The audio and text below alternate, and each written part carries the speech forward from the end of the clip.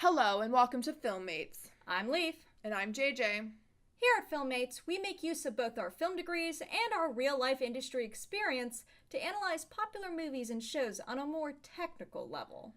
So, today we're doing Spy Kids 2, which is a film I watched so much that I accidentally broke the DVD of because I watched it so many times growing up. I have a lot of nostalgia for it, and I absolutely ruined my childhood doing this. Yeah, so, whereas last week we discovered that Spy Kids, the first movie, held up quite well, we discovered quite the opposite for Spy Kids 2.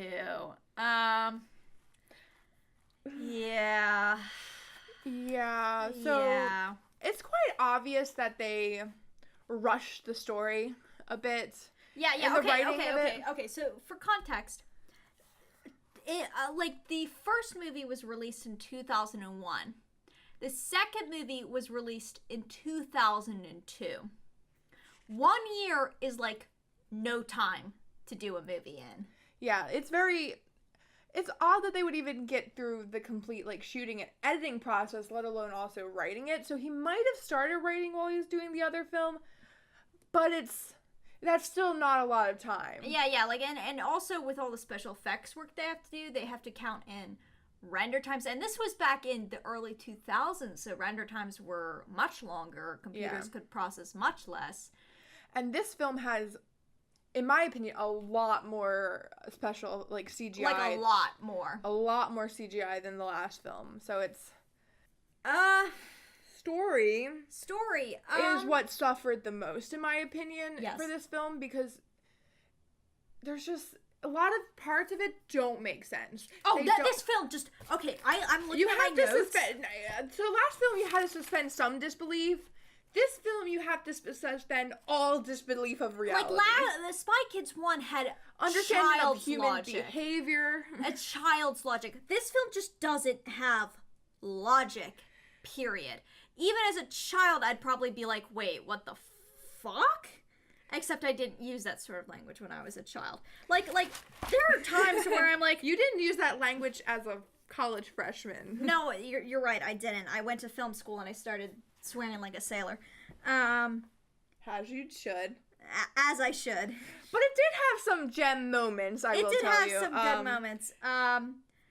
It did have its good moments, but the pacing was all wrong. The motivation, character motivation was awful. Yeah. I don't understand why any of the giggles. Yeah. I don't understand why any of the giggles are doing this. One, they saved you in the last movie. So why are you betraying them? Also, they seem to be under the... Okay, so here's the plot, essentially. There's these two other spy kids who are Gary and Gertie Giggles. Wait a minute, can we preface this by what Netflix says the definition of this film is? Oh, by the way, the Netflix's fucking description of this movie is a total lie. Okay. Here's what Netflix says this movie is about. Spy Kids Carmen and Jeannie Cortez team up with two other pint-sized secret agents, Gary and Gertie Giggles, in order to take on an evil scientist. Approximately none of what was in that description actually happened in the film. There's no evil scientist. Yeah, the scientist is not evil. There's no teaming up. Except for at the very end, Gertie Giggles kind of is on their side for a minute. So basically there's... Gary and Gertie Giggles are competing with Jeannie and Carmen to be the top dogs at the OSS Junior Division. Also, for some reason, nepotism is just rampant in this universe. Yeah, not that nepotism is rampant in most universe, but it's in a way that's so blatant that you're just how do you? It's like Trump administration blatant nepotism. Yes, yeah, the best agents are their is the director's children. Yeah, now. So their father, who they saved in the first film, from being a Junie and Carmen saved them. And he not only hacks into the teleprompter. Yeah, none of this makes sense. He hacks into the teleprompter to make sure he gets made director of the OSS instead of Antonio Banderas' character, whose name I will never bother to learn. Um, I'm just gonna call him Hombre. Hombre, because that was his code name. Codename brother. Codename brother, but in Spanish. So he hacks in to become the director, and there's like this transmuker device that they're trying to get. It's not important. It's just a MacGuffin. And so the entire time, Gary and Gertie Giggles are trying to prove that they're better. They're better agents. And they get appointed as top agents with level 1 clearance because they're, like, the moment after their dad is named director, he names them the top agents. Like in his acceptance speech. Like, in it's not even like the next day without anybody there. No, it's in his acceptance speech. He hands them the badges. Like, he already knew he was going to be director, and he already had the badges ready. Yeah, like, it was, like what? Ridiculous. So they're competing the entire film. And here's the thing that I don't get is, like, I understand, I suspend some disbelief on who young people have crushes on, but I have no idea why Carmen, in her right mind, has any feelings for this boy. For one, he acts like a complete dipshit. He has the most obnoxious, weird laugh in the world. He's obviously evil and hates her brother. Like, that, it was such a, like, they literally had to ADR in this obnoxious giggle that apparently the kid does, because the child actor could literally not perform this bizarre giggle. But here's the thing about it, too, like, is his face doesn't even move when the giggle happens. Yeah, like, it's bad ADR. It's like they didn't even try. It's like they added the giggle because they're just, like, in scenes where they weren't gonna put the giggle in the first place, just to acknowledge that he was there. Like, he giggles as his father is, like, destroyed, basically. Like, his father's plan is vanquished, and he giggles, and you're just like, why? Why? You just wanted to just acknowledge that he's there. Yeah, it was a frustrating film. I'm slapping my notes. It was a frustrating film to watch because, like, a lot of the times, he would just, like, Gary Giggles would just lie and make Junie look bad. And people would just believe him and take him at his word, even though there should have been, like, security cameras and shit around to, like... And there was, like, a bunch of kids. A bunch of kids were there that could have, like, looked over and should have looked over. There was, like, a ton of kids who were at this thing with him when, he, like, the big thing happened. When he, like, supposedly let them get away with the transmuker device. Like, there was a ton of kids there with them who could have said anything, and nobody said anything. Also, the baby agents, adorable. They're really cute. They have a little baby that, like, kicks a man. They have, like, twins who are shutting the gates. Like, it reminds me of Elf for some reason. I've never seen that movie. Not Elf. The Santa Claus. I have seen that movie. You know how, like, the elves come and they try to, like, they help the boy and they, like, break him in? Hey, the elves in Santa Claus were kind of, like terrible people. Like, that they were just children acting like the we should do this. We should do that one. But anyway, that's a completely different movie. Yeah, it was like a lot of the things that they did very well in the first film, they completely fucked up. Oh wait, we have to wait a minute, and before we get into anything actually besides the story, we have to get into all the roles that Robert Rodriguez played within this film. Oh no, I feel like we could get to that later. Okay. Because Robert Rodriguez is a filmmaker. He's an auteur. He's an auteur, in the fullest sense of the word. In the sense that he makes everything. Like, he's a filmmaker because you can't really give him one title. He's a filmmaker who somehow does the things that film majors do. Yeah. Like he's running tens of millions of dollars film, like a student film. Like a super micro budget film would be like done. A super micro budget student film where you have to do everything yourself. And it's just like, you're just like, okay. He just, like, really likes control. I think he has control issues. He likes to micromanage. I'm gonna psychoanalyze him. Let's psychoanalyze Robert Rodriguez when we get to that. Okay, so, casting. The casting sucked in this film. Except for two new gems, that are the President's daughter. Who is great. I don't fucking know how she hilarious. did end up on way more things. I feel like she should have been a Disney breakout star. She was very funny. I feel like she should have ended up in a lot more stuff than she is. Maybe she just didn't want to be an actress that much, but she was good. But she was one of the best, and she and Junie's relationship was really good. They had really good chemistry. And, like, even if it was, like, not, like, romantically applied, it's just a good friendship. And, yeah, like, it was a lot of fun to watch. And her motivations actually made sense. Out of everybody in this film, her motivations made except for the fact that she was the one who originally stole the prototype transmitter device. No, I understood that, because she was really one of her father. I just don't know how her father let her get it. I just don't know how she got to it. I just don't understand how she was the one who was reinstating people and, like, giving people orders like she was that, like, did not want to give her father any more lines than they had to.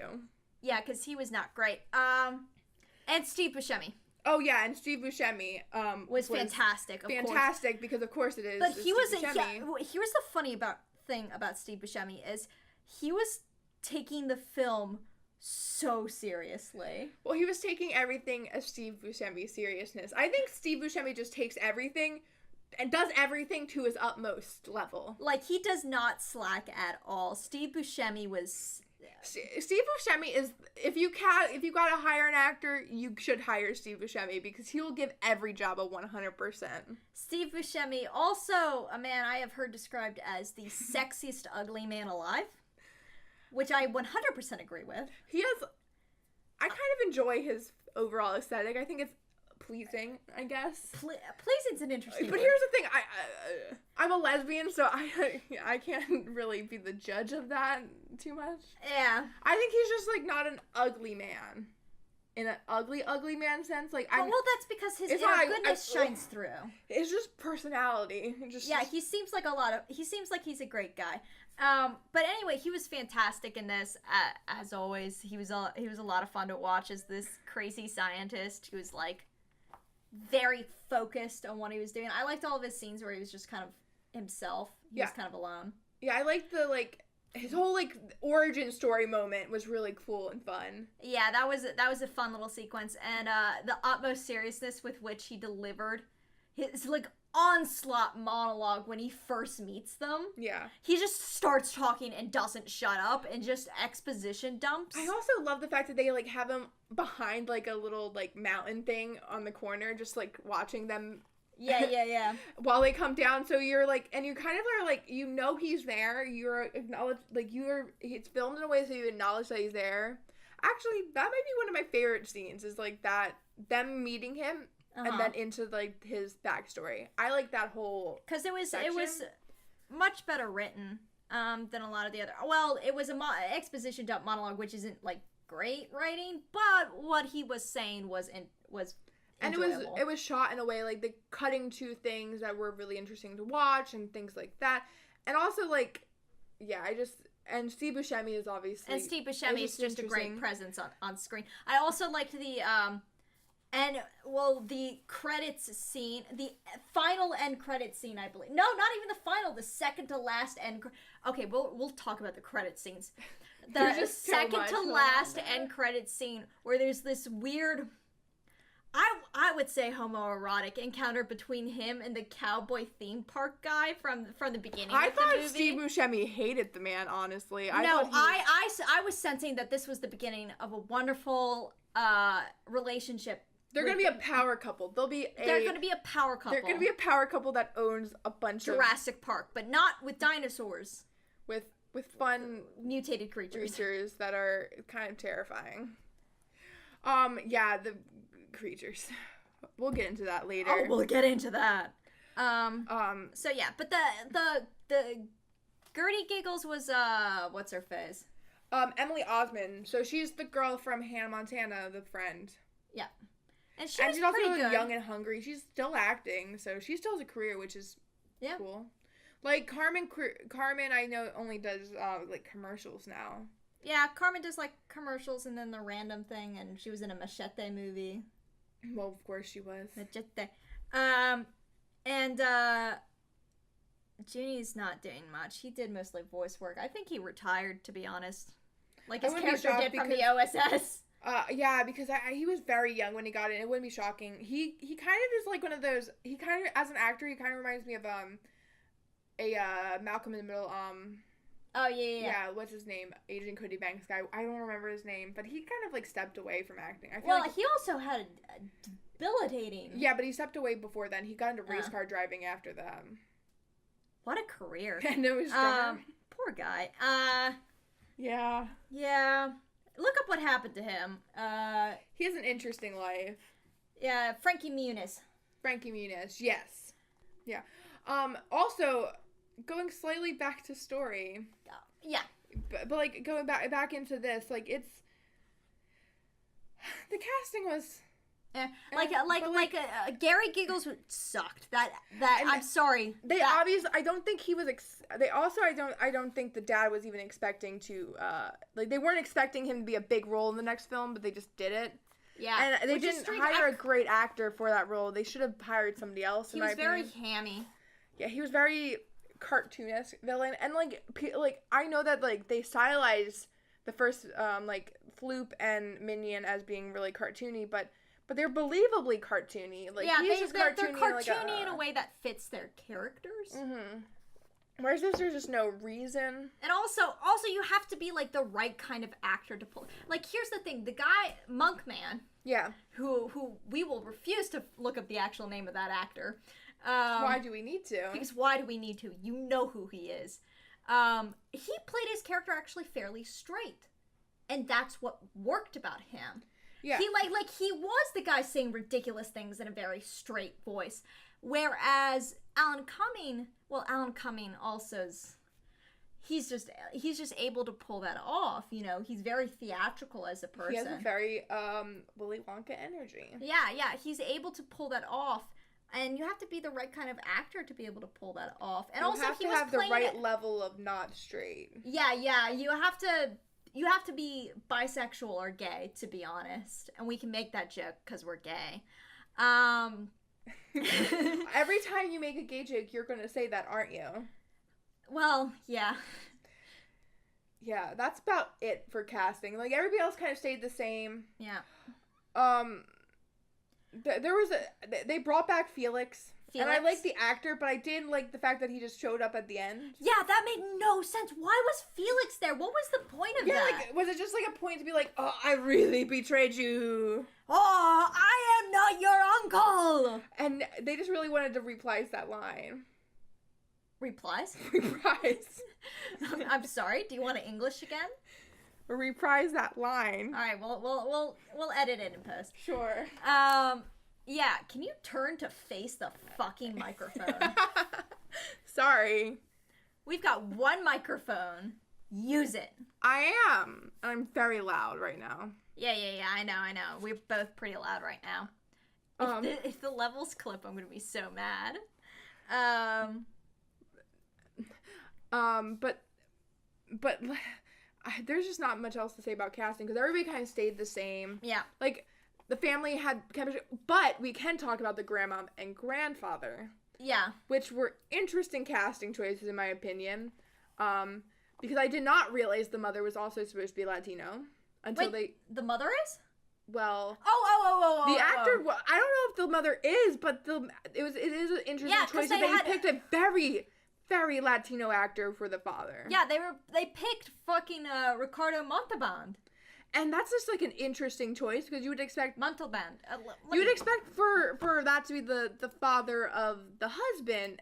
I did not realize that it was she was mixed race, I'm guessing, because the mother's white, obviously. The mother is definitely white. And the actor that they picked for the grandfather is a Mexican actor. It's just strange that out of, like, the parents... I enjoy him, though. I enjoy both of them. He's a great actor. And he was the guy who was in, Oh, yeah, he was in The Naked Gun. Oh. Honestly, maybe we should do this movie. I really enjoyed The Naked Gun. I've only seen bits and pieces. I watched it in high school for a film class, and I enjoyed it. I'm a bad filmmaker and film major, because I I don't watch movies. Yeah. Spoof parody movies are some of my favorite movies, so I do enjoy it. Yeah. Production design. Production design is one of those areas where it's like, yeah, this was something they excelled at in the first movie, and they fucked up in the second. I wouldn't say that necessarily. I had a lot of positive notes about the I absolutely hated the OSS agency and every scrap of the OSS agency that we saw. Okay, yeah. No, I will give you that. OSS agency stuff sucked. I did not like but I feel like that was a very small part of the movie, but it's just something, it's the built sets. Those are the sets they built, and which are weird. So I didn't like the wall that was behind them because I thought it was distracting for the camera. Yeah. Like, it was an odd choice because it doesn't pull off well on camera, and you should know that if you do production design, you should know that one. But because of the fact that Robert Rodriguez was the production designer for some reason, I guess they didn't put too much thought into that. It was weird. Yeah, everything in the OSS sucked. I hated the office they made for him because, like, oh my god, could you have who's him? Because both of the offices that I saw were bad. Oh yeah, well that one was like really straight. Judy's office wasn't too bad. Yeah, well they're the three. Then you're talking about the three offices. The dad's, I wouldn't even say it was like noteworthy. The dad's was okay, but they had these weird screens that were on the walls on either side and on the ceiling, and it made no fucking sense. Yeah, like, why are they showing these shots of him coming? That's so unnecessary. What's the logic of this? What is the camera? Where is this camera? Also, because it's also like a tracking shot that they're showing. Yeah. And so you're just like, how is this possible? So what happens is he's you have to suspend all logic for that to make sense. Antonio Banderas is in his office. How many ways can I pronounce Antonio Banderas' last name? I think I've had at least 3 different ways. You're just gonna pronounce it different every single time. I'm gonna pronounce it, and hopefully like a stopped clock. I will be right twice a day. I'm just not even gonna do it. Yeah. Well. No, I'm not gonna make that joke. I have a lisp. Speech therapy. Also, you're just from Philadelphia, so there's that. I'm from a part of the country where they can speak English in words. Good. Hey. Say water. Say water for us. Water. Water. Anyway, yeah, I hated that office. And I didn't really like the colors inside the agency either. Yeah, it's obvious that he just like really warm tones, and it was like a lot of. It was like orange and yellow and it wasn't like a good. And orange. it was like on black backgrounds a lot, and I was just like, this looks bad, weird, bad. Yeah, bad. But the I did really enjoy certain thing. Donegan's office just doesn't make any sense at all. Could you imagine trying to get to your desk, jumping from each of those things? So Donegal's office is introduced to us through a joke where he's like getting his coffee or whatever from this one like little bar. And he's like, oh, finally in a big office. The big office. And you, like, know that the joke is that they're going to zoom out or cut away and you're going to see, like, this giant office. And I was waiting for it. And they fucking ruin it by making the office, like, not, like, this big, like, the joke should have been, like, it was this huge office with just this, like, tiny little desk in there. Yeah. Where it's, like, lots of empty space. Like, there's so much better ways of doing it. But instead, it was, like, this weird CGI set that they had come up with. Where he has to, like, there's these, like, the desk in the middle, and these giant screens in the back, and there's just, like, a dead drop. Yeah. Like, the desk is on an island in the middle of nothing. Yeah. And there's these rotating squares going around that he has to hop around. That's saying OSS on it, too. Yeah, that he has to hop around Which to is get like to his desk. The most intense workout to get to your desk ever. And also, like, you realize that it's completely illogical for, like, as an office for somebody who needs to have meetings, too. Because they have to have him have the meeting with his kids to brief them for an assignment in a different room. Oh, and that room sucked as well. It was like a really empty room with just, like, a wall that had the OSS over and over and over again on it. I feel like it. I almost feel like it felt like a room I had classes in. And it was like a weird shape too. It was just not a good room. It was a bad room. It almost felt as if what they had done is they had taken if the hallways were set with movable walls, if they had taken the walls and just laid down carpet and used. I wonder if they did have removable walls for shooting purposes. I wouldn't be shocked. Probably did. Because that's very common, and then they just repurposed those walls to make that dumb little room. Yeah, definitely. But there's like, okay, so aside from that stuff, I think the production design was pretty well done. In the sense like the treehouse.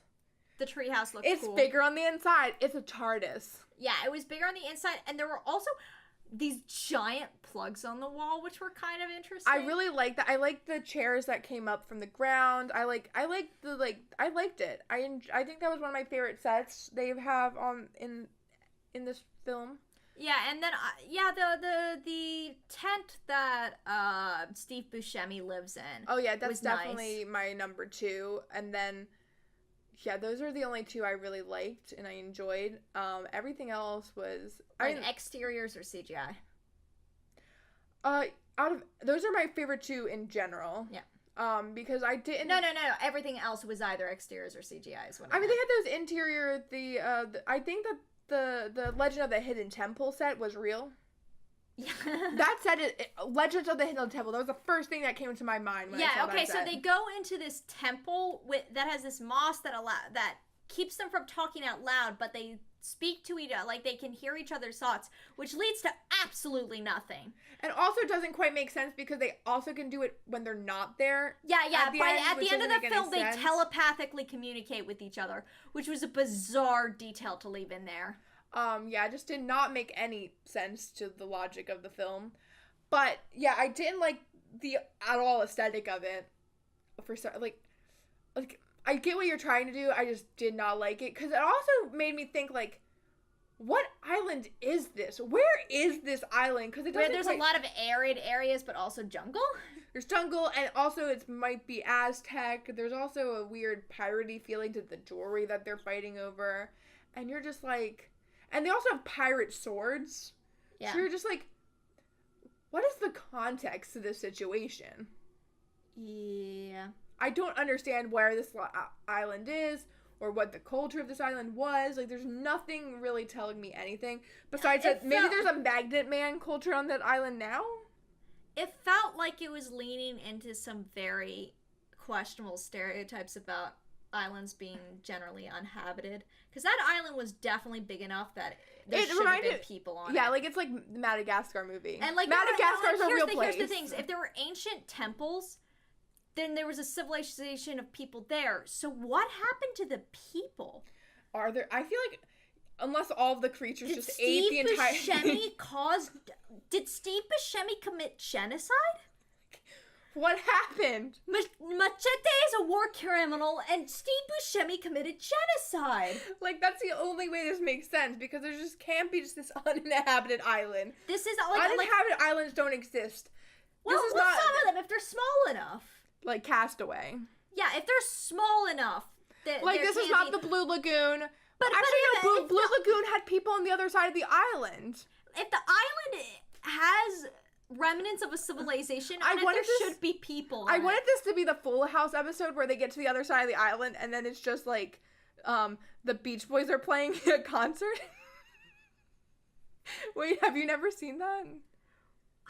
They got lost. For context, I have a very blank face on because I have not a single clue what the fuck JJ is talking about. Okay, well, there's this episode of where they get lost and then they actually on this like island, and then they find out that then they get to the other side of the island, like they're searching, and they get to the other side of the island, even though they think it's like this weird, like some bad stuff is gonna happen to them, but really they just like run into like a Beach Boys concert. What? Which is the most Full House thing I've ever heard. And that's the biggest, yeah. Okay. But yeah, no, there's also, I really like the miniature sets. Yeah. Like, I like the, when you go through the when they drop through the volcano and they end up at the bottom and then there's the volcano and and I also like the little zoos he had and like I like all the Steve Buscemi props. Yeah, I like the glasses he wore. I like the visor. Oh yeah. I like the aesthetic of the zoos, except for the fact that I was a little annoyed with the fact that it was Zoo 2 as opposed to Zoo TWO. But that's just a me thing. I thought it was a fun detail. I get it. It's supposed to be punny. Everything about it's punny. Like the names of the creatures is punny and kind of spider, adorable. monkey. But except for the pigs can fly thing. Yeah, I was kind of annoyed. They named it a spork. It's supposed to be a stork pig, but that doesn't make sense. I thought it was funny. Okay, they could have. But do you know what would have been funnier if they just called it a pork? You know what? You're right. But they didn't, and they should have. You're right. You're right. That's gonna be if I ever meet Robert Rodriguez, my first question would be, why did you call it as pork? And he's gonna be so fucking confused as to what the hell you're talking about. When Spy Kids 2, why did you call the flying pig a pork instead of a spork? Because that just doesn't make sense. Yeah. But yeah, I liked all that stuff. I like the monkeys in a barrel. Yeah, that was cute. It was all really adorable and cute things. Here's the thing. On a lot of the animations we watched this, of course, again with our our animator roommate, and she was like, yeah, a lot of the animations on these are really good, except sometimes the way that they're composited in is bad. They can sometimes be a bit floaty. And she was like, basically, the things that are smaller looked pretty good. So they think that they just scaled them up for the bigger one for some reason. And scaled up the animations. Instead of like doing and going through and making a new model. Which probably money saving happened. And also time saving, because it takes a long time to render those models. Yeah. The one thing about the zoo I had a problem with story-wise was the fact that he had the zoo 2 still. Like, did he make a new Zoo 2 then? I guess.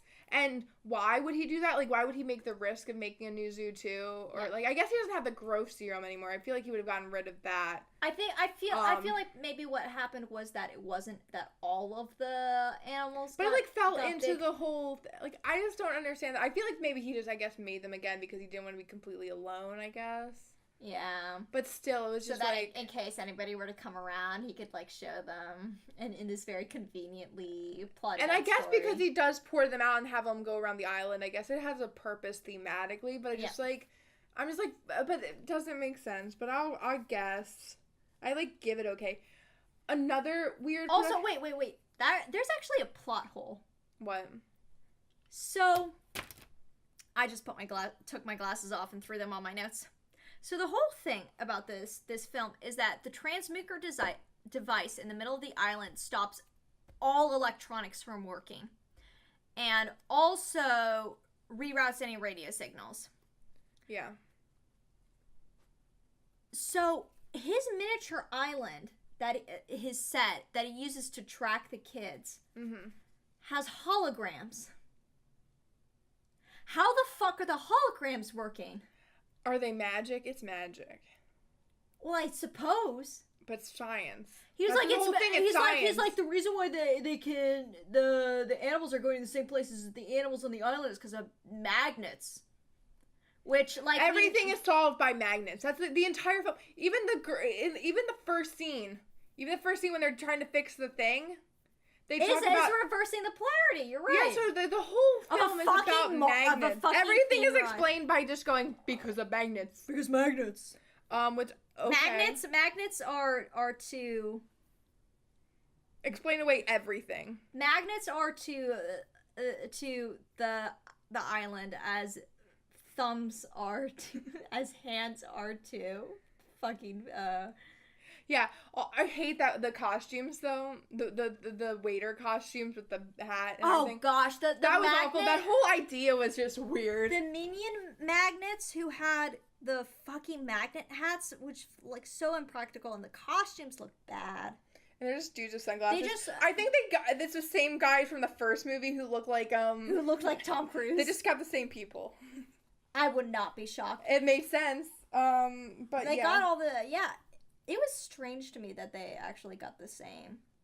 Like, they got Felix again and Donegan again. Because, like, they had such minor roles in the first movie. I actually forgot Donegan was in the first movie.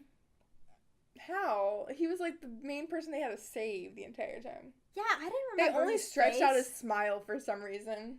Face or his name. I didn't remember that shit. But yeah, there's other food again was an issue in this movie where they... Except it wasn't gross. It wasn't gross, it was just confusing. Except for one thing is gross. Just the sheer idea of the fact that this granola bar is honey roasted ham and potatoes flavored. But it looks like a chocolate chip granola bar. Also, I don't know if it seemed to me like he kept eating the same bar. He had different bars, I'm pretty sure. I'm like 75% sure he was getting different bars, but I can't tell you for sure. It felt like, because he kept on, like, unwrapping it further and further, it felt like he was taking chomps over the course of a day. Well, he has to maintain strength. That's that McDonald's thing. He had on the ship couldn't have... Yeah, McDonald's again. Skeletons, the skeletons are awful CGI. Skeletons. Okay. So when we first see the skeletons, they are like two, like, physical model props holding this fucking necklace for some reason, and like they were fighting over it, and their fingers looked like they had rickets of the fingers.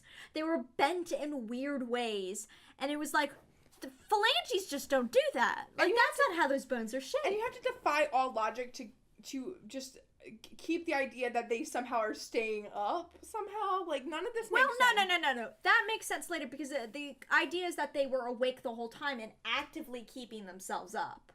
I get that, but I just, like, want to know why Junie and why they let Junie take it? That, and also why Junie and Carmen, like, were not, like, what is going on with these weird skeleton things? Yeah, and... Which I get. I guess they're children, but they're spy children. They should be more observant and knowledgeable. Yeah.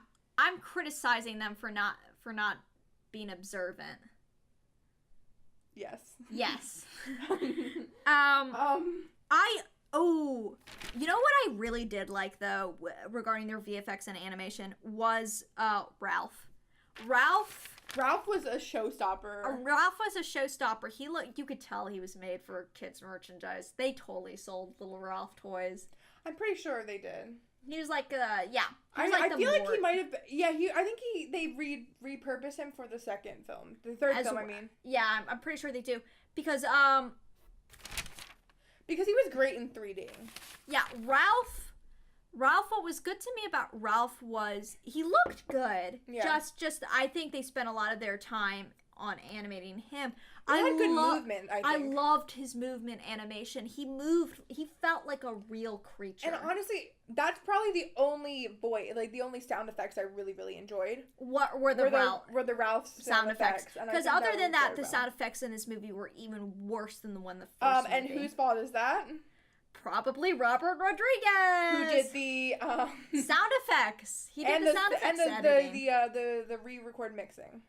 I felt like the which it wasn't bad, but I'm just saying is that like he's taken on a lot. He's taken on a lot. That's without getting into everything he's done. We haven't even. I again hated the mix on this film. The sound effects were too loud in some places, and they were obviously canned. And he reused a lot of the same sounds, and they did not at all match some of the things. Some of them were very cartoony. Like, there were a lot more cartoony in this film, but that didn't really necessarily fit a lot of the tone of the film. So, here's the thing. There's 2 fight scenes. Yeah. I like one of them, and I absolutely hate the other. So the fight scene between Gary and Junie is very, I don't enjoy it. There's a lot of CGI. It's a lot of CGI, but it also has like the sound of it. And it was weirdly cut. Sorry. And weirdly, it was weirdly shot and weirdly cut. And the dialogue was also just, like... Terrible. But also the actor... It didn't help that actor's a bad actor. I'm sorry. Not sorry. Sorry, not sorry. Yeah, and then... Yeah, like, they sounded really, like, and the quality on the sound effects also didn't sound very good. Yeah. But I do enjoy the fight scene between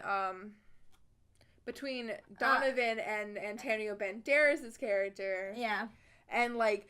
And it had some of the best little lines of dialogue in it. Oh my gosh! And, like, show him what I do what I showed you last night! And everybody just, like, kind of, like, side-eyes her. And I just, like... And it was It's there for the grown-ups. It's there for the grown-ups. We had to pause because I was screaming. I was laughing so hard. Because that's another thing. This movie's not nearly as funny as the first movie was.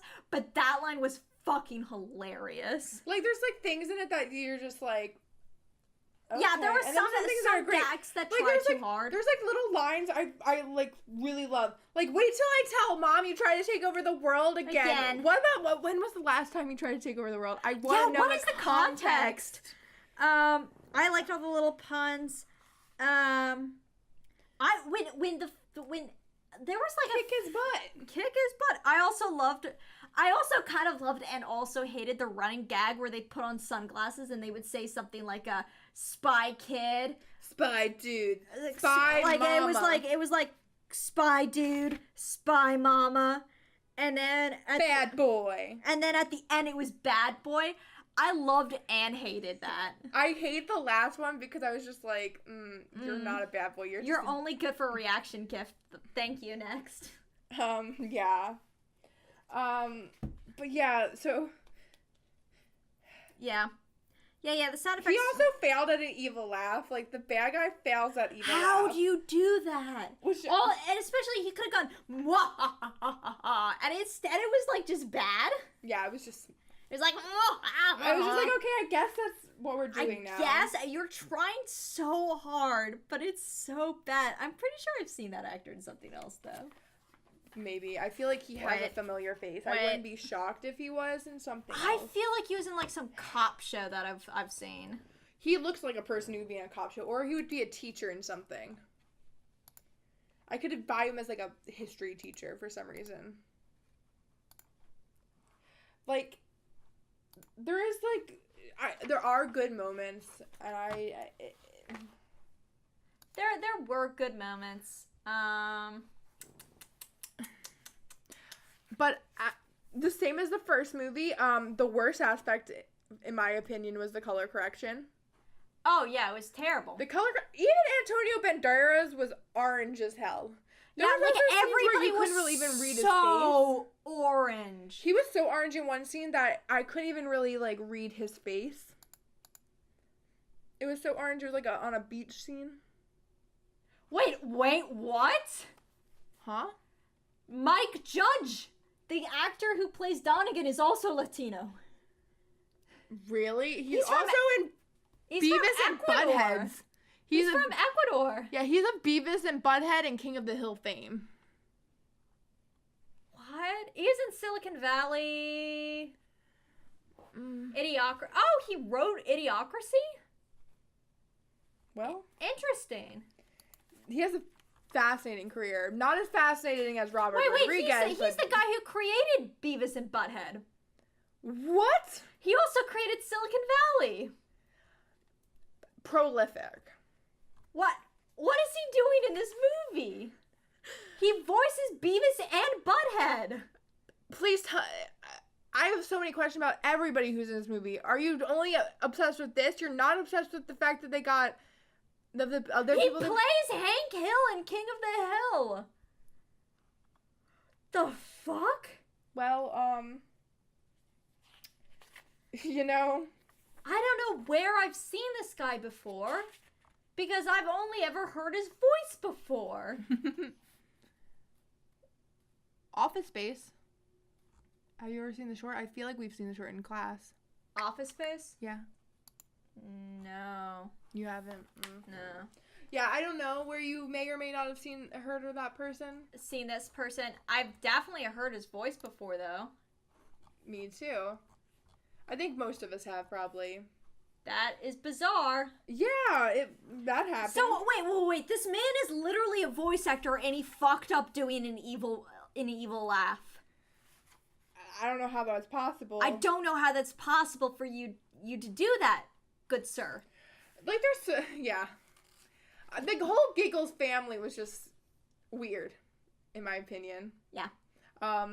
Like, for one, they go and there's a big poop gag.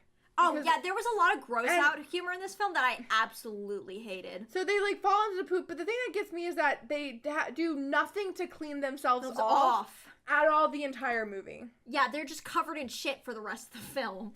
Like, they even end up in the ocean at one point, and they still don't get clear to do about it. This is the giggle kids, by the way, that we're talking about, not the main kids. Yeah, like, I'm just like, how? Why? The whole Giggles family is just a train wreck.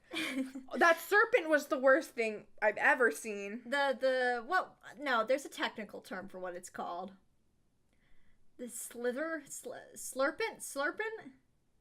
The slithers were the ones with the legs. This one was a two. The two-headed. This one was a cat dog, like a cat dog serpent, but both of the heads were the same head. For some reason, I put headbutt. Headbutt. But is its head its butt? I don't know. Yeah, there was a lot of jokes that just did not work in this movie. A lot of things fell really flat. I think it was just like it just did not like it was just like. The writing was sloppy, and it was there was this one visual gag that just came out of fucking nowhere. It's so inconsistent with the tone of the rest of the film, and all the other gigs in the rest of the film, where Antonio Banderas' character and the mom, that's their official names, they are. Gregorio is the name of the father of Antonio Banderas' character. Gregorio is in the ship. They're on their way to go save Junie and Carmen. And they hear this noise. And he opens up this hatch and he sees his mother-in-law. Because they find out her parents stowed aboard. And his hair just... And he's a hair gag for no apparent reason. They do a hair gag where his hair just... spikes straight up for a shot, and then it goes immediately back to normal. And you're just like, okay. I feel like the entire ship scene was something you had to suspend all sense of disbelief because of the fact that they then proceed to talk about how they are tracking them through a non-electronic tracker that doesn't use radio waves or anything, which makes no sense. Yeah, and can we please talk about the fact that that tracker that they have. It's just like freaking green tooth. Like, did they? I'm like, how did Junie not realize that? But she did, obviously. But Junie didn't realize that. Junie is supposed to be pretty smart, and he just did not realize that his father put a green thing in his mouth. I did like the line of, hey, remember that one year where I decided to do all the dentistry for the kids? And then Mom's like, yes, of course. How could I forget? I did like that bit. Yeah, and it was just a very, but it was just something just strange. It was like, how are any of these tracking devices working? Yeah, there's a lot. They... Because, like, the whole point is the signal gets lost. But here's one thing I find interesting about this film. This is the exact reverse of the first film. The parents are going to save the kids. Yeah. Whereas the other one is the kids got lost. The parents got lost, so the kids had to go save them. But in reality, the one who saved them all was Machete. It's always Machete. Machete, he wasn't even physically there. Machete's elastic wonder just saved them. The world was saved by a rubber band. It was a rubber band. They could obviously... Machete had better things to do this film because he was only in it for one scene, and that's really sad to me. He was only in it for one scene. He was in one scene, but he had left a lasting impact. A lasting impact, yes. In the form of his elastic wonder. Still a war criminal, though. I'm pretty confident. Also, hey, why are they getting all their gadgets from their Uncle Machete and not from the spy organization? But also, they're not getting the most advanced gear. Like, how are they getting the prototypes when their uncle is the one making? Like, I'm so confused. Where else are they getting these gadgets from? Yeah. Like, that just doesn't make sense. Yeah. Because Machete does not... I'm going to also pronounce Machete's name 5 different ways and see how that works. Okay. That's what we're doing. Yeah. There were some good scenes, though. The ballet scene. Oh, yeah. The ballet scene was absolutely my favorite scene in the entire film, probably. It was the visual... Probably my second favorite scene. Stu Buscemi and then this scene. Yeah, because I just really like the girl. Like, she's just great. And then the choreography was very well done. Was very good. I really liked so they're at this dance party, and the president's daughter is there, and she's completely surrounded on all sides by Secret Service agents, and she's like dancing by herself, and the Secret Service agents are moving with her to keep her surrounded at all times. And it's this really funny visual gag where Junie has to talk kind of through them, and he finally gets them to clear using his by pulling rank on them. Mm-hmm. And he's like, "Oh, would you like to dance?" And she's like, "I only dance ballet." And he goes, "What a coincidence. So do I." And then just does a ballet move that's like really kind of pretty easy. As somebody who's done ballet, it's pretty easy ballet move.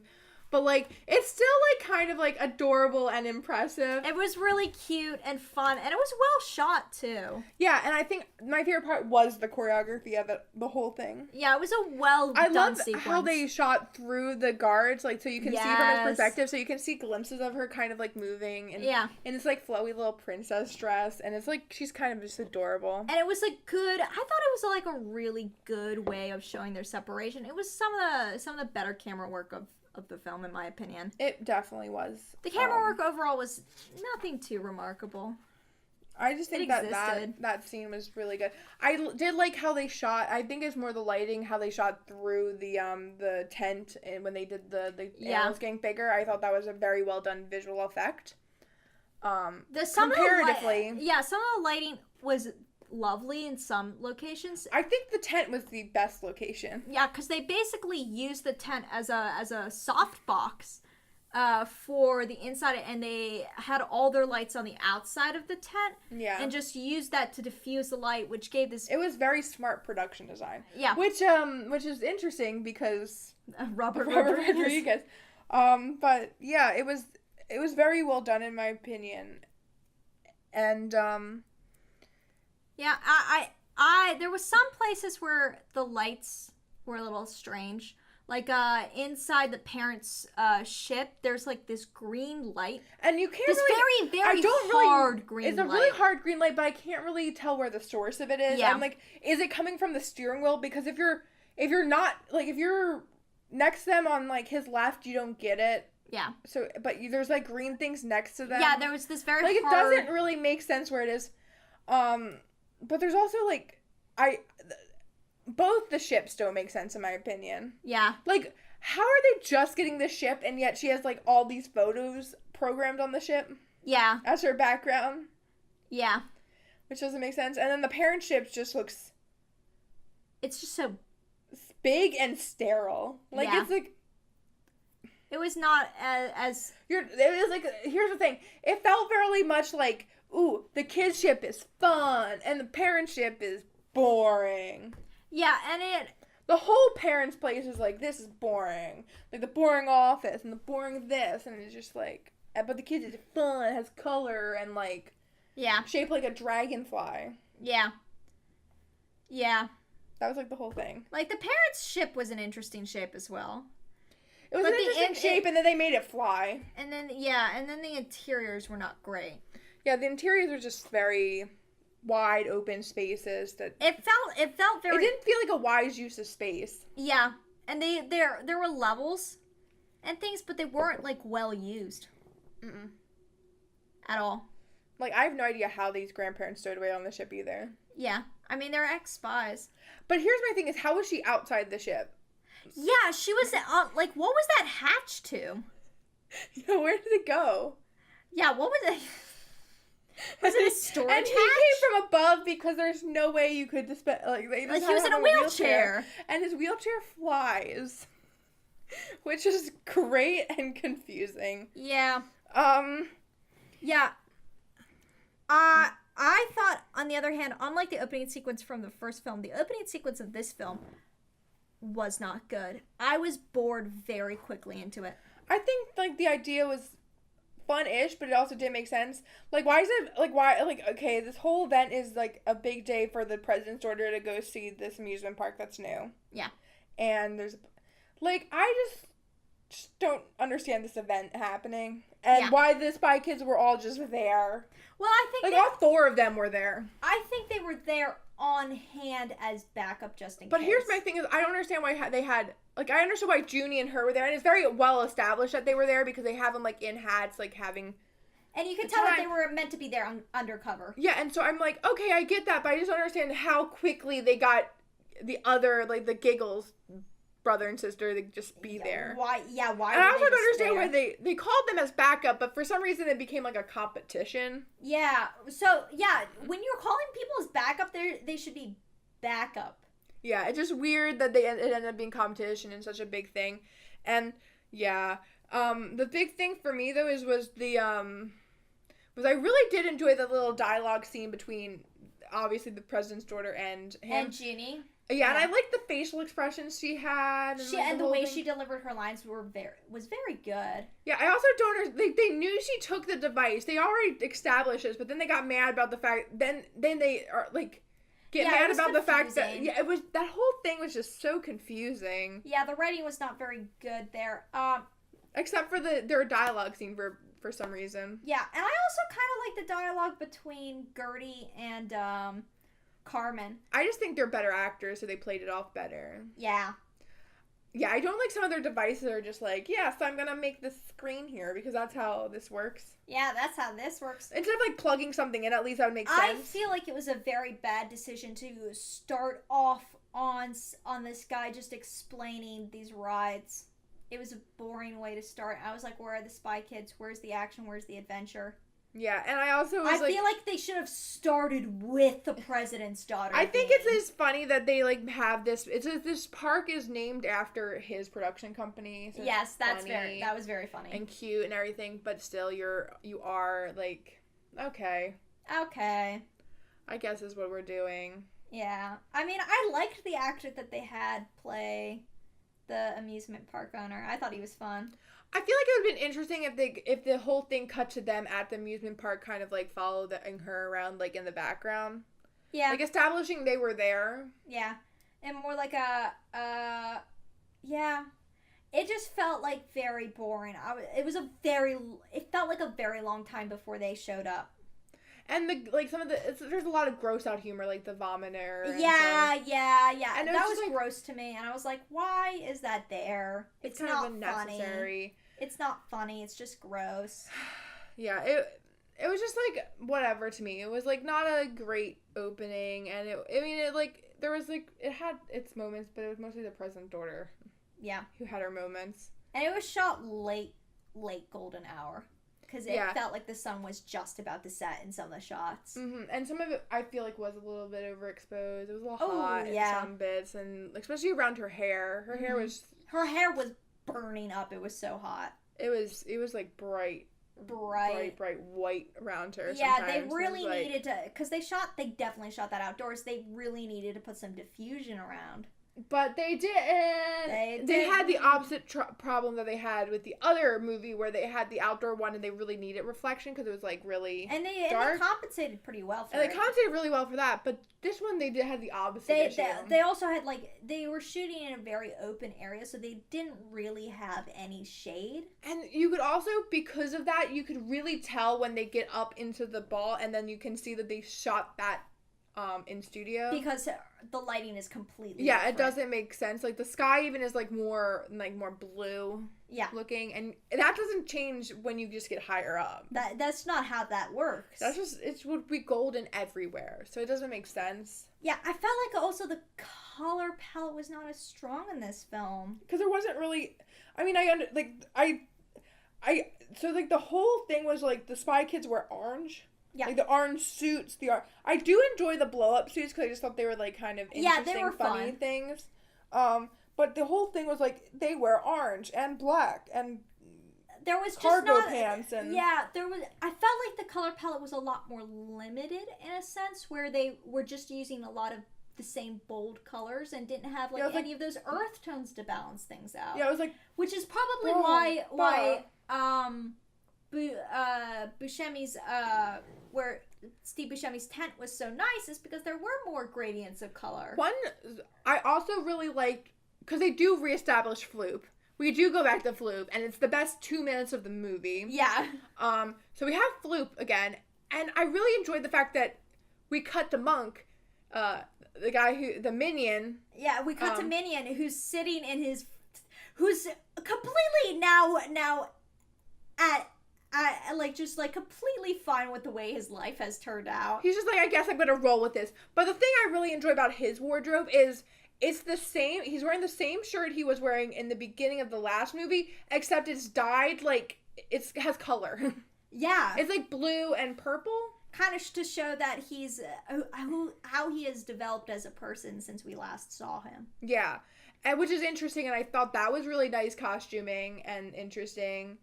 And I also just like Floops, but I did. And but here's the thing: I love the fact that they incorporate Heelys into this for some reason. Yeah, the kids did in the first movies as well. But they keep this up, and they also give them to Junie later on. Yeah, here's another fun thing that I liked about Floop's castle set and the way that they changed it from the first film is it felt like the colors felt a little bit more toned down. They felt a little bit more homey. Yeah. A little less saturated, a little bit more naturalistic, and it felt more populated of a space where there were props lying around and a set. It felt I do have a couple questions about Floop in general, though. Yeah. Because I'm just like, how are these kids on television? Like, do they go to school and people recognize them? Do they even go to school anymore? I think they're homeschooled at this point then. How are they spies if everybody knows their face because they're on a national television show? Yeah, that's a great question. And during one of the many end credit scenes, Carmen is undercover as a pop star going by the same exact name. Also, like, she gets like this belt and like she's doing Britney Spears stuff and it's like really funny. But here's the thing is Junie quits at the end of the film. Yeah. But for some reason he's still on this mission with her. Yeah, so it's not clear. So is this taking place beforehand? Yeah, it's not clear. But the people in the background playing the instruments are the fucking Magnet men who were on the island with them. This whole thing doesn't make sense. Who are the bad guy minions of this movie? Yeah, so I'm just have so many questions about that. Like, why? And yeah, this just doesn't make sense to me. But I also am 99% sure that this whole scene was added because they were trying to kickstart her that music career. Like, yeah, it feels like that almost. But I it's just weird. It was a very weird scene. That was also a thing in the 2000s was to add like a musical number at the end. Oh yeah, they did that. Remember, they did that in the Bratz movie. They did that in They did it in a lot of Disney movies. They did that in that one movie where the RV. They did that in RV. Oh, they did? Oh my god, we should do RV. I love that movie. JoJo was great. Yeah, because they did it with JoJo. But JoJo's career actually kicked off, so I wonder what happened with this. Well, actually, that was already after her career had started. I guess. But I mean, like, they've also done it. The Bratz movie, they tried to do it, and with only... They had a music group, but they were only kickstarting one of their careers. So in the end credits, they only have one of them playing a music video. Wow. And it was just very obvious. Yeah. But yeah, the end credits were yeah, okay, so here's the thing about the blooper. Okay, so here's the thing that gets me is they played that scene where they have the music scene, and then they play a blooper reel, and then they have another end credit scene. Yeah, here's the thing about the end credit scene is you think it's just gonna be like a normal end credit scene because the movie ends and it goes to directed by Robert Rodriguez and blah blah blah blah blah blah, and then all of a sudden you see this while the credits are still scrolling, which is also the only other machete scene in the movie. Whatever. We'll fix it in post. We'll fix it in post. We'll fix our pronunciation of the Spanish pronunciation of the word machete. Yeah. Okay. Yeah. But they like they have like. the credits are still scrolling throughout this entire thing, and they have this scene of Carmen being a pop star, and then they have a bunch of bloopers. Credits still rolling on the screen. The thing that interests me is this was like back before this was kind of like a thing. Like end credit sequences were a thing. Yeah, this was like not when the this is not. This is pre-MCU. This is pre-MCU, so like this is not like happening a lot. So this is just like, okay. I think they just did a Lizzie McGuire movie too. Yeah. Lizzie McGuire is like a couple years after this, I think. Yeah, Lizzie McGuire was like 2005-ish, I want to say. I don't know, but I just like this very interesting in my opinion. Yeah, and then they kept going, and then they cut to a sequence of just like random ass bloopers. Yeah, they cut to a sequence of random ass bloopers, and then they cut to this next end credit scene, which is so there's a bunch of bloopers, and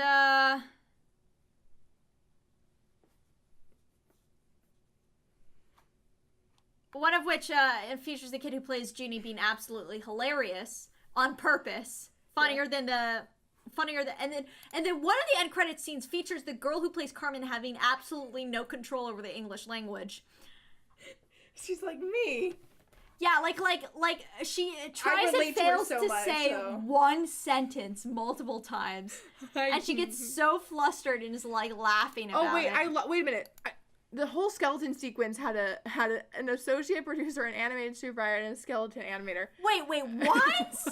that was where they put their time? Texture lighting. Yeah. Well, I guess it makes sense that whole sequence had a whole crew of its own, basically. Yeah. Which, okay. There was a lot. Was not expecting. There was a lot. The crew was a lot bigger. The crew was a lot bigger, but the core crew was all one person. Was all auteur Robert Rodriguez. Yeah. Which is fascinating. And then it cuts into a... Holy shit, they had a lot more people. Yeah, I was expecting it.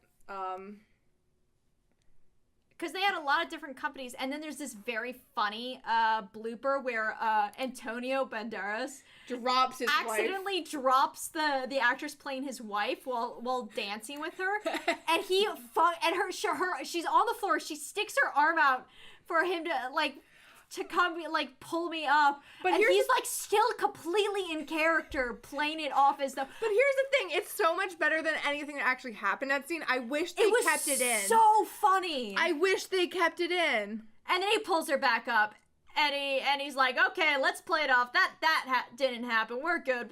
It was so funny. I wish they kept it. And then they have a random. And then there's this homoerotic end credit sequence. I don't see it that way. But... I see it that way because I want to. But also, can we talk about how awful the green screen background behind him is? Yeah, it's pretty bad with obvious stock in the background. And I at one point I thought his hat wasn't even technically on him. It's cut up pretty poorly. Where cowboy theme park man comes up and proposes Jurassic Park essentially to a very confused looking Steve Buscemi. Who looks at his business card with only one eye. Well, his other glasses is broken, so of course you need to. Honestly, I think that creature's gonna eat him at some point. And then he does this weird gag where he's like, "Oh, look, he ate all my fingers. Now I still got him." And I feel like Steve Buscemi looks disappointed that his fingers didn't get bit off. Yeah, That's Steve Buscemi's fetish. So no, that's Floop's fetish. No, Floop has a fetish for all the digits. For all the digits. But he has the fetish for no digits. For no digits. So and there also cuts to a scene where it's like, and then it cuts to another scene. I just want to show you the entire set for their because they obviously spent so much money on this set that they did not use nearly enough for the amount of money they obviously spent on it.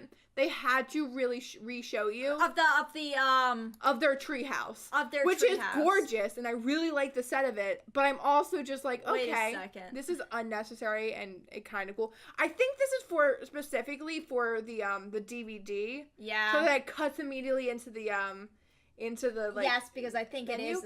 But I still think it's really weird, and I think that they definitely wanted to do it. It's bizarre that like they this. kept it for the Netflix version. Yeah, and I think they just really wanted to show it off. They're like, look at all the work we did. You barely got to see it in the show. They used a wide-angle lens here. Look at the slight curve. I really like the fact that the lighting puts like these like optical illusion on the ceiling, Like these, the lights form pattern on the ceiling. Yeah, like a honeycomb pattern on the ceiling. They spent a lot of time on this set, and it looks really good. But it's just interesting. It's weird that's here. I'm confused by this globe over in the corner. Well, I mean, they obviously want to make sure they know where they're going. Yeah, no, the globe just looks weird. It's like weirdly shaped. I guess it's just because of the angle and the lens. The angle of the lens that they're using. It's because it's clear that the lens that they're using is like a wide angle lens. Yeah. That's kind of distorting things and making them look a little bit wider. But it was a very smooth shot of just showing. Yeah, it was a nice. But this is definitely a movie that was shot for DVD. Yes, and actually, that's the thing about this film is it, unlike the first film, which was shot on film, this movie was shot on video, shot in digital. And there's this great article I was reading, that was obviously published in 2002. That's a review of the film. Where at the end it goes, this film was shot on digital video and it's really great. And if you can get out to see a movie theater that supports showing digital, you should go do it because digital looks nice and crisp and blah, blah, blah, blah, blah. And it was just so funny because it was like, oh, and maybe digital will take over the world. And it's like, you're right. It did. But here's the thing. Film majors now, like, piss themselves to go see films that are shot on film. Yeah. So, I think they did it, but then they made it, like, so, like, this is, like, the norm, and therefore it's very exclusive for film. Yeah. So, for some reason, hyping up the digital industry made the film industry more important. I don't think so. No, like the selling of film. Like Kodak is making shit tons of money because of the fact that film is so much more expensive because it's more exclusive. Because they can drive up the price. Yeah, because there's other options, so it's like exclusive. I think that's interesting. I don't know if they're making shit tons of money on film though. I think they're making a shit ton more money on their like family photo lines, but still. Yeah.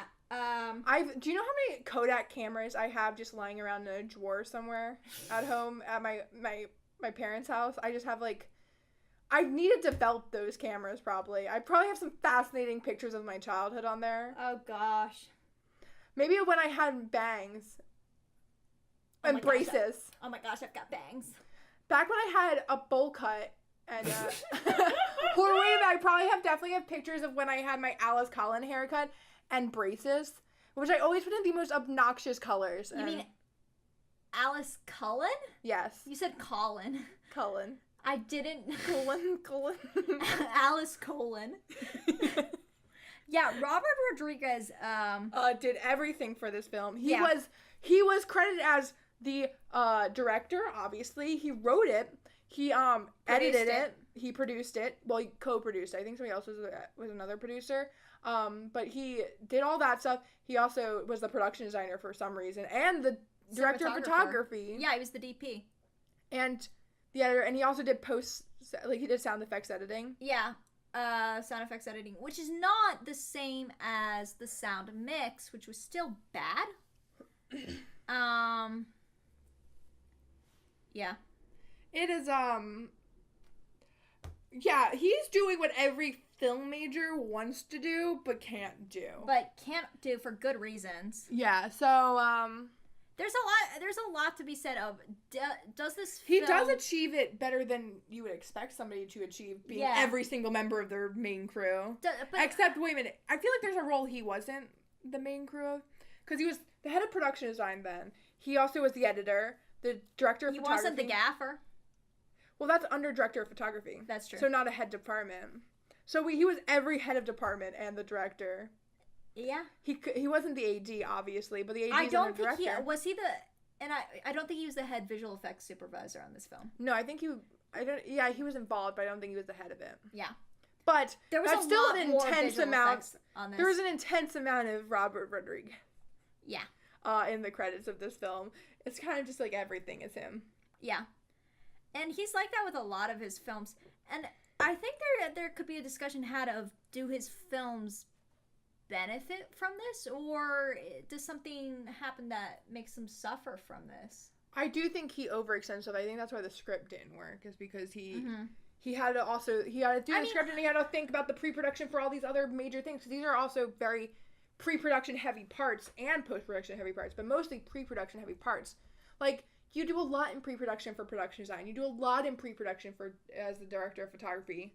So I think it does make you overextend yourself in a way that makes parts of it and I've been on much smaller shoots where, for example, I directed this short film for another student who was producing it, and he kind of wrote it, and I ended up having to be both production designer, because our production designer dropped, and we had somebody in who was very inexperienced, well, basically had no experience at all. It was originally just going to be a PA, who was basically our film production designer, and so I had to direct essentially and be the production designer. Yeah. And that was a tiny ass film. Like, it was a student short film essentially, and even then it was like a lot to juggle and a lot to handle. Yeah. So like, I mean, I did a project a little while ago that I still haven't released yet because I'm hoarding it. I keep re-editing it until it's perfect, and I'm going crazy. You have to just call it done at some point. I just need to send it to be color corrected, honestly. But the big thing is, like, I do production design primarily, and I did production design a lot, and I did it on music videos and in commercials. And so when I did this project that I directed, I actually did the production design myself, but I had somebody on set dressing, but I also, my director of photography also has a background in production design, and we bounced a lot of ideas off each other, so it wasn't just me bouncing ideas off myself. Hey, JJ? Yeah? How did you not notice that Felix was Cheech? Oh, I did know that. Why didn't you ever mention it? Because I don't know why I didn't mention it. Because it is kind of funny that Felix is Cheech. But do you know who Machete is? Yeah. So yeah, like he's Cheech. That mustache always throws me off because I just get angry at the mustache. The fucking mustache. I'm like, why is he still wearing it? It's the second movie. What's the point of the mustache? Did he decide to grow a mustache because he realized he looks good in a mustache now? Because he realized he really liked the mustache? Was it bonded to his face after... after being... a Fugly? After being transformed into a Fugly after that?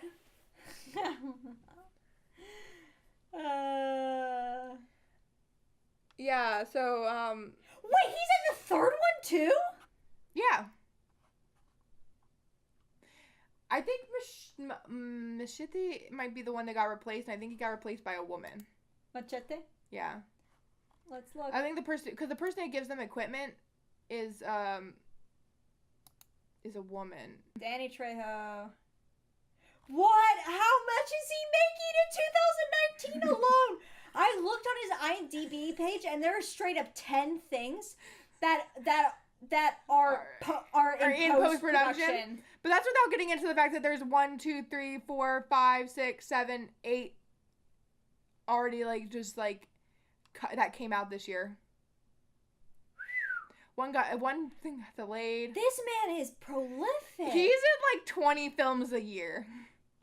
This man has the same sort of release schedule as they did back in the studio system days. Oh my gosh. They released 100 films a year. I feel like there's something up with Mexico's film system. He's just going for it. He's just balling out. He must be he's either making no money off of any of these films, or he's making a ton of money off of all he's of Danny Trejo. He better be making money off these films. He's rolling in it, and he just doesn't quit. He's gonna... Yeah, I think he just takes any role. He's just like, yo, you want me in your film? I'll do it. I'll do it. Danny Trejo. He's just the guy who wants to be on camera. I feel like you could reach out to him about your student film, and he will be like, "Oh, we're gonna be. Well, what's your crafty like? Hey, what's your crafty like?" Like that. I feel like he would be down. And he's been in some shitty films. Well, yeah. Yeah, he was in Spy Kids. He was in Spy Kids 4D. Wait a minute, where's 3D though? Hold on. He's done 500 things. I still need to go through it. We need to get to 2003. Wait, he was in Fallout New Vegas? The video game? I guess. Voice acting. Ah. I'm shocked he's not a voice actor in the animated TV show that they made. Oh, he's gotta be. Oh, he was also in Monk. He was also in Monk. That's really funny. And yes, he was in the third film. Yeah, he was in the third film. So, yeah. The most no wonder he works so much with Robert Rodriguez. He's just in so many movies. They're both the most prolific people I've ever looked at the IMDb of. I've ever looked at the IMDb. There should be multiple pages of this IMDb. He's been in the industry since, like, the early 90s, so... He's been in the industry since the 80s. Okay, yeah, he's... At one point, he went as Daniel Trejo for one film in 1985, and he decided that was fucked up, so he went as Danny Trejo the rest of the time. Daniel? Not yet. Daniel Trejo. No. Absolutely not. Not him. Doesn't feel like him. Doesn't give the same energy. So we should be wrapping this up. Yeah. Yeah. Before we start going into just the mind-bogglingness of listing every single one of this project. Yeah, so... Oh, he was in Brooklyn Nine-Nine. I forgot about that. Anyway. So, in summation, there's a reason why I didn't really remember this movie. I have no idea why I liked it so much. I honestly think I liked it so much because of Steve Buscemi. And the little creatures, I guess I kind of wanted them, and therefore I really liked it. Yeah. And I don't know. It just does not hold up as a film. It does not hold up. It was like a rushed film. It looked very obvious. Some of the visual effects look fairly good for the time. Others look terrible. There's like some fun scenes, but like it's not a... Yeah. Yeah, it wasn't Whereas that the great. first one holds up, this one one definitely does not.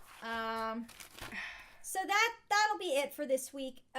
Just as some housekeeping, remember our email is wait, hold on, I have to check out our email again, because I'm bad at this thing that I do. Our email again is filmmatespodcast@gmail.com. And our Twitter is the same, Filmmates Podcast, as well as our YouTube.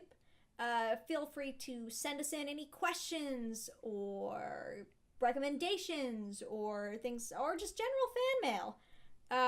And we'll get to it. And next week, we will be doing the first season of Game of Thrones.